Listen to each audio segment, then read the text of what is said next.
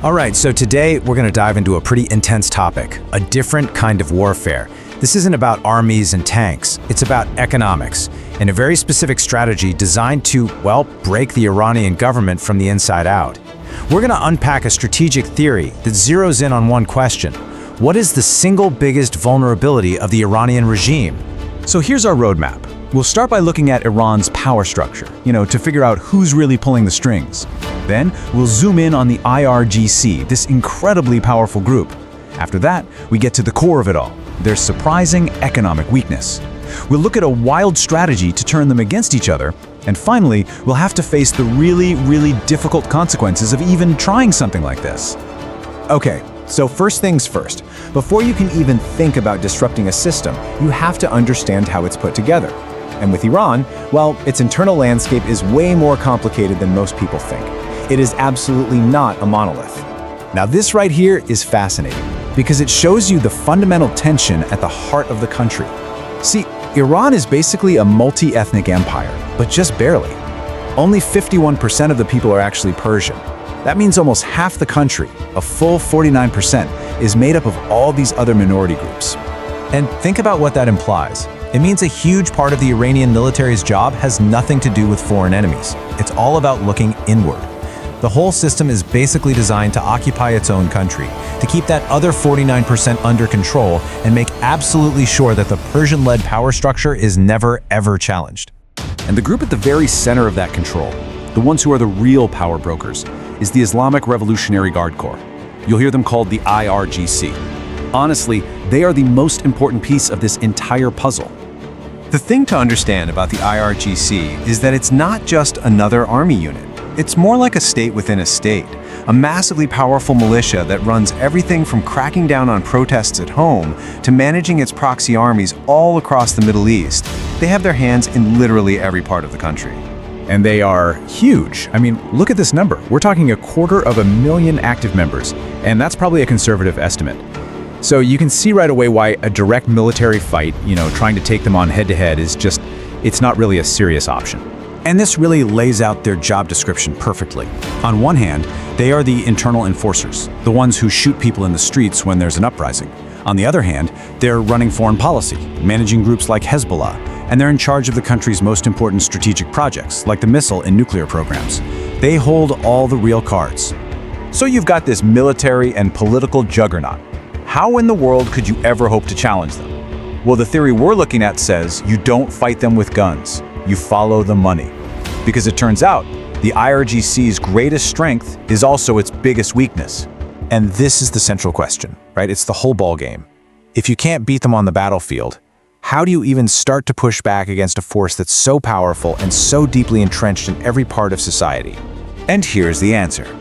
The whole theory boils down to this. The IRGC isn't just held together by ideology, it's held together by a gigantic financial empire. The secret isn't to fight their soldiers, it's to bankrupt their business. You see, the IRGC is completely self-funding. They're not just on a government budget. They control a private economic empire that pulls in tens of billions of dollars a year. That river of cash is the real reason people join up and stay loyal. It's a corporation as much as it is a military. So where's all that cash coming from? Well, for starters, since Iran is under so many sanctions, almost everything that comes into the country has to be smuggled. And guess who controls that entire black market? You got it. And then there's the energy sector. They've basically pushed out all the private companies and have taken over the country's biggest, most profitable energy projects for themselves. And it just keeps going. They run huge parts of the country's basic infrastructure. We're talking the electricity grid, the construction industry, you name it. They are literally woven into the economic fabric of Iran. Now, all this money, all this power, you'd think it would make them invincible, right? Well, not exactly. It actually creates a massive crack, a deep fault line running right through the middle of the IRGC itself. It's a generational divide, and it's just waiting to be exploited. See, on one side, you have the old guard. These are the guys who came to power way back after the 1979 revolution. They've had decades to cement their power and, more importantly, to get very, very rich off all the IRGC's business dealings. And this is where the conflict comes in. You've got this aging leadership, the old guard, who are hoarding all the profits and all the power. But then you have a younger generation of ambitious officers. Let's call them the Young Turks, and they're waiting for their turn. They look up and they see these old guys as obstacles, and they're getting pretty impatient for their slice of the pie. So this brings us to the actual strategy. It's a brutal two-step play. Step 1, you go after their money. You systematically find and crush every single one of their economic assets, choking off their income. And then comes step 2. As the money dries up, you force an internal civil war. You pit those hungry young Turks against the old guard as they start fighting like crazy over the scraps. But, and this is a huge but, pulling on a thread like that isn't some clean surgical strike. It comes with massive, unavoidable consequences. It forces what is, frankly, a very ugly choice. The fallout would be instant and, well, catastrophic. Every time you hit one of the IRGC's economic targets, they're going to hit back, and they'll hit the energy infrastructure of the entire Persian Gulf. We're not just talking about an oil price spike. The risk is taking the entire region offline, removing it from the global economy. So the choice becomes, are you willing to accept total regional chaos to force a change inside Iran?